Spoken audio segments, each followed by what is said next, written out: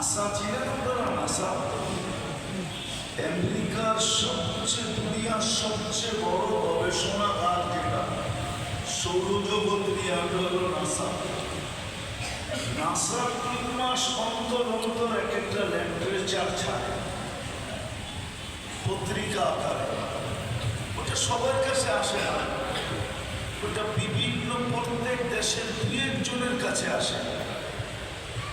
ওদের সিলেক্টেড লোক আছে, ওদের কাছে আসে। হয়তো হইতে পারে আমাদের প্রধান উপদেষ্টার কাছেও আসে। এরকম ব্যক্তিত্বমান লোকের কাছে ওরা পাঠায় যে ওরা কি গবেষণা করলো।